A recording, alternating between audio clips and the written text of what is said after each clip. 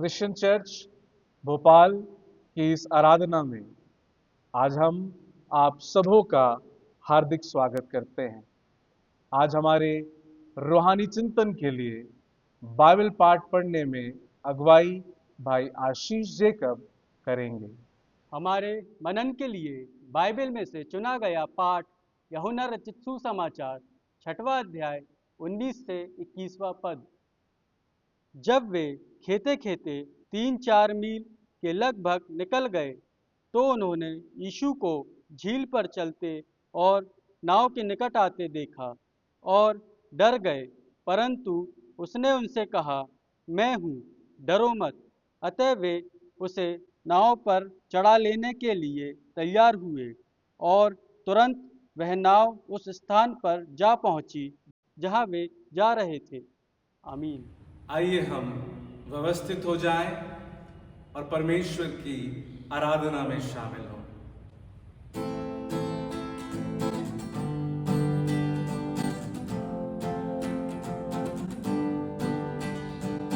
तूने मुझे आगे पीछे घेर रखा है, अपना हाथ मुझ पर रखे रहता है। तूने मुझे आगे पीछे घेर रखा है, अपना हाथ मुझ पर रखे रहता है। तेरी आत्मा से भाग कर मैं कहाँ जाऊं, तेरी आत्मा से भाग कर मैं कहाँ जाऊं। लहरों पे चलूं तो तू वहाँ है, तूफान से घिरूं तो तू वहाँ है। लहरों पे चलूं तो तू वहाँ है, तूफान से घिरूं तो तू वहाँ है। तेरी आत्मा से भाग कर मैं कहाँ जाऊं, तेरी आत्मा से भाग कर मैं कहाँ जाऊं। तूने मुझे आगे पीछे घेर रखा है, अपना हाथ मुझ पर रखे रहता है। तूने मुझे आगे पीछे घेर रखा है, अपना हाथ मुझ पर रखे रहता है। तेरी आत्मा से भाग कर मैं कहाँ जाऊं, तेरी आत्मा से भाग कर मैं कहाँ जाऊं। आइए एक बार फिर हम बड़ी गंभीरता के साथ प्रभु के समीपता का एहसास करें और आदरणीय बिशप डॉक्टर विपिनलाल जी के द्वारा प्रभु के वचन को सुने। इन सुंदर गीतों के लिए हम परमेश्वर को धन्यवाद देते हैं। जहाँ आदरणीय पासवान ने गाया कि तेरी आत्मा से भागकर मैं कहाँ जाऊं। ये जीवन का कटु सच है कि हम परमेश्वर विहीन, परमेश्वर से दूर जिंदगी भर भाग नहीं सकते हैं। और आज के दिन में जो वचन आपके सामने पढ़ा गया, यूहन्ना की इंजील उसका 6वां अध्याय 19 से लेकर 21वें पद तक, और ये प्रभु यीशु मसीह के साथ उसके अपने चेले हैं और यीशु के साथ में होने वाली इस घटना का वर्णन मत्ती और मरकुस रचित सुसमाचार में दोनों में पाया जाता है। बड़ा खूबसूरत बयान है और आप एक बाइबल के विद्यार्थी के रूप में जब आप इसे समझेंगे, पढ़ेंगे तो बड़ी आशीष पाएंगे। ये वो ऐसा अंश है जहां जीवन का यथार्थ है। ये वो अंश है जहां पर जीवन की बहुत सी सच्चाइयां छुपी हुई हैं और यहां पर हम अपने मानवीय जीवन की निर्बलताओं को भी हम इसके अंदर पा सकते हैं। लेकिन हम प्रभु का धन्यवाद करते हैं कि जहां परमेश्वर कहता है कि मैं तुम्हारे साथ हूं, और प्रभु यीशु मसीह की इस बड़ी घटना के द्वारा हम इन समय में बहुत छोटे रूप में कुछ बातें हम सीखेंगे और इस बात को हम जानेंगे कि आज के दिन में, इस बदलते हुए परिवेश में, कठिनाइयों के समय में, अनेक प्रकार की चुनौतियों के समय में, अनेक प्रकार की आजमाइशों के समय में हम कैसे अपने जीवन के अंदर अपने मंजिल तक पहुंच सके। खुदा के कलाम में लिखा है कि प्रभु यीशु मसीह अपने चेलों से कहता है कि तुम्हें कफरनहूम को जाना है, और मत्ती इसके द्वारा थोड़ा सा अंतर उसमें दिखाई देता है, जहां पर प्रभु यीशु मसीह ने उन्हें विवश किया, नाव पर बिठा दिया, उन्हें आगे चला दिया, और कलाम में यूं लिखा हुआ है कि चेले के साथ में यीशु नहीं है, लेकिन चेले 3 या 4 मील की दूरी की अपनी यात्रा बड़ी मेहनत के साथ में कर चुके हैं। वो अपनी जिंदगी में इस समय में अपनी मंजिल को पाना तो चाहते हैं, लेकिन मंजिल से दूर है, और अपने जीवन के अंदर इस बड़े समय में बहुत सी कठिनाइयां तो हैं, लेकिन फिर भी वो आगे बढ़ना चाहते हैं। लेकिन कलाम में लिखा हुआ है कि प्रभु यीशु मसीह उनके पास में आया, और कलाम में यूं लिखा कि जब वे उसे डर गए तो उसने कहा कि मैं हूं, डरो मत। अतः वे उसे अपने नाव पर चढ़ा लेने के लिए तैयार हुए।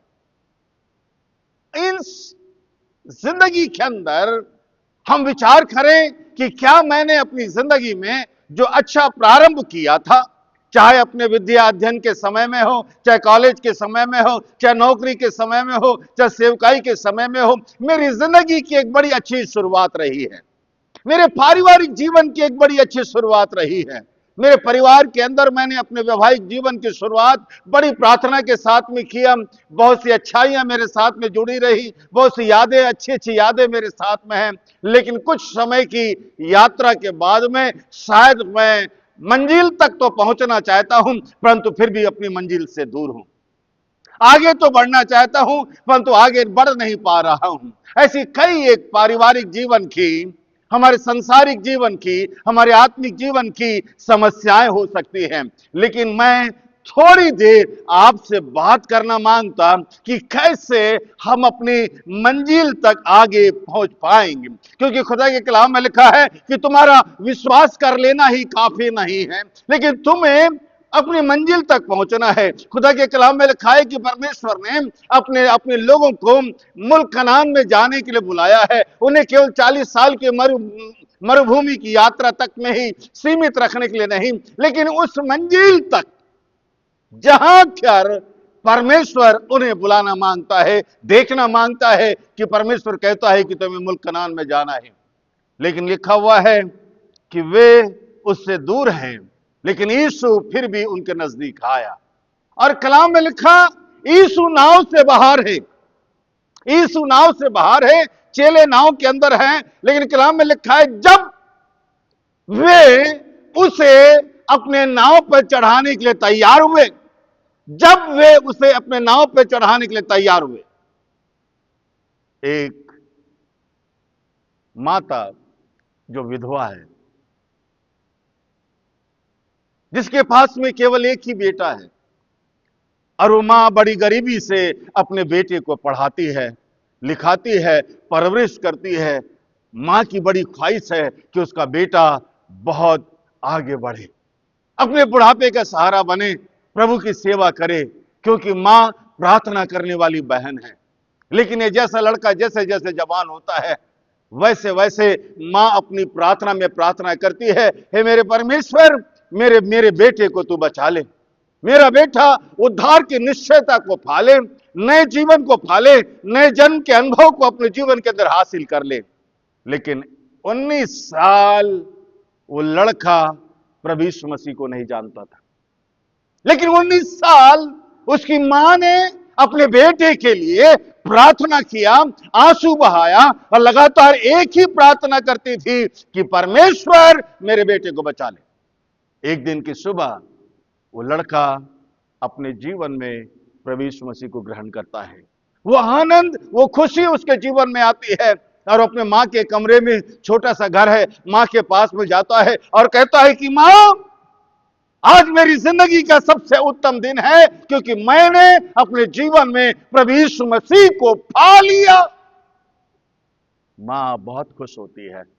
2 साल के बाद में लड़का कहता है कि मां, मुझे नेवी में भर्ती होना है। मां कहती है कि बेटा, नेवी में मत जाना, क्योंकि नेवी में जो कोई काम करते हैं उन्हें कई प्रकार की परिस्थितियों के दौर से गुजरना पड़ता है, उन्हें पीना पड़ता है, गाली देना पड़ता है, सब कुछ करना पड़ता है। मैं नहीं चाहती कि तू नेवी में जा। लेकिन वो लड़का कहता है कि मां, मैं नेवी में जाकर प्रभु की सेवा करूंगा। बेटे के जिद के कारण बेटे के हट के कारण, बेटे की लालसा के कारण मां को अपने बेटे के सामने झुकना पड़ता है। और मां कहती है, इससे पहले कि तू नेवी में भर्ती हो, एक प्रतिज्ञा मुझसे करनी पड़ेगी। वो प्रतिज्ञा थी कि बेटा अपने मां के हाथ में अपना हाथ रख के प्रार्थना करता है, प्रतिज्ञा करता है कि मां, मैं चाहे जीवन में जहां भी रहूंगा, जिस यीशु को मैंने अपने जीवन के अंदर पाया है, उसे कभी भी अलग नहीं करूंगा। और लड़का नेवी में भर्ती हो जाता है। एक बड़ी शिप में वो काम करने लगता है। उस बड़ी शिप में कोई यीशु को जानने वाला नहीं है, उस बड़े जहाज में यीशु को पहचानने वाला नहीं है। लेकिन ये लड़का वहां पर जब भी उसे समय मिलता, जहाज में एक से एक कोने में बैठकर घुटने में आकर वो प्रार्थना करता। उसके प्रार्थना में जीवन को देखकर उसके जहाज में जितने भी काम करने वाले लोग थे, उसकी निंदा करने लगे, उसको परेशान करने लगे और उसको प्रार्थना करना नहीं देना चाहते थे। एक दिन जब वो जवान लड़का अपने जहाज में एक कोने में प्रार्थना कर रहा था, 10-12 लोग आए, उसे रस्सी से बांधे और उसे समुद्र में डालने का प्रयास करने लगे। वो लड़का विरोध नहीं किया, उनसे नाराज नहीं हुआ, उनको भला बुरा नहीं कहा। लेकिन उस लड़के ने कहा कि जब तुम मुझे रस्सी से बांध लोगे और मुझे समुद्र में फेंक दोगे, उस समय फेंकने के बाद में मेरी मां के पास में जाना और मेरी मां से कहना कि तेरे बेटे ने मृत्यु के अंतिम समय तक प्रार्थना करना बंद नहीं किया, प्रार्थना करना बंद नहीं किया। हमारी जिंदगी के अंदर खुदा के कलाम में लिखा है कि चेले परेशान हैं, निराश हैं, लेकिन आगे तो बढ़ना चाहते हैं, आगे तो बढ़ना चाहते हैं, आगे तो बढ़ना चाहते हैं, लेकिन बढ़ नहीं पा रहे हैं। मंजिल में जाना चाहते हैं, लेकिन मंजिल उनके सामने होते हुए भी वो मंजिल तक पहुंच नहीं पा रहे हैं। लेकिन खुदा के कलाम में लिखा है, प्रभु यीशु मसीह को तुम्हारी चिंता है, प्रभु यीशु मसीह को तुम्हारी चिंता है। यदि समुद्र है तो उसमें लहरें उठेंगी, यदि झील है तो उसमें लहरें उठेंगी, और समुद्र के अंदर अनेक प्रकार की समस्याएं आएंगी। यह जीवन का वो यथार्थ है, वो सच है जो हमारी जिंदगी में आना है। लेकिन प्रभु यीशु मसीह को हमारी चिंता है। वो यीशु नाव के पास चला आया। हो सकता है आज के दिन में आप बड़ी बीमारी की हालत में हैं, हो सकता है आप अपने घर के अंदर बड़ी आर्थिक परेशानियों के दौर से गुजर रहे हैं, हो सकता है आपके बच्चों के कारण आप बहुत परेशान हैं, हो सकता है आप अपने पति के कारण परेशान हैं या पत्नी के कारण परेशान हैं। बहुत सी बातें हैं जो हमारे दिल और दिमाग के अंदर, हमारे परिवार के अंदर, हमारे घर को बर्बाद कर रहे हैं। लेकिन फिर भी मैं परमेश्वर का सेवक होने के नाते आपको प्रभु के वचन से बताना मांगता कि प्रभु यीशु मसीह को आपकी चिंता है। इस समय आप जहां भी बैठे हैं, इस समय आप जो भी सुन रहे हैं, इस समय आपकी निगाहें जो प्रभु यीशु मसीह की ओर लगी है, इस समय आप जो कुछ भी चाहते हैं, आप खुदा के कलाम में ईमान रखना कि प्रभु यीशु मसीह को आपकी चिंता है। इसलिए खुदा के कलाम में लिखा है, उसे संसार के अंदर गौरैयों की चिंता है, उसे कौवों की चिंता है, इससे भी बढ़कर परमेश्वर तुम्हारी चिंता करता है। यीशु उनके पास में चला आया, यीशु उनके पास में चला आया और वो तुरंत तैयार हो गए कि उसे अपने नाव के अंदर बिठा ले, तुरंत अपने नाव के अंदर बिठा ले, तुरंत अपने नाव के अंदर बिठा ले। और कलाम में लिखा, जैसे यीशु नाव के अंदर बैठा, लिखा है उस समय की परिस्थितियां बदल गई। इसलिए हजरत मूसा कहता है, जब खुदा ने मूसा से कहा कि मेरी कौम को तुझे सामने ले जाना है, आगे ले जाना है, और सब कुछ खुदा ने हजरत मूसा को सारी जिम्मेदारियां सौंप दी।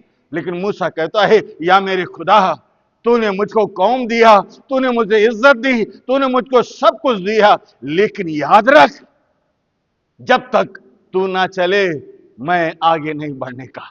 क्योंकि मूसा ने अपनी जिंदगी के अंदर जान लिया था कि परमेश्वर के बगैर हम अपनी मंजिल तक पहुंच नहीं सकते हैं, परमेश्वर से बगैर हम अपने मंजिल तक पहुंच नहीं सकते। वो लड़का शराब नहीं पीता था, दारू नहीं पीता था, बीड़ी नहीं पीता था, गलत रास्ते पर भी नहीं था, लेकिन फिर भी उसने अपनी जिंदगी के अंदर मंजिल को पा लिया।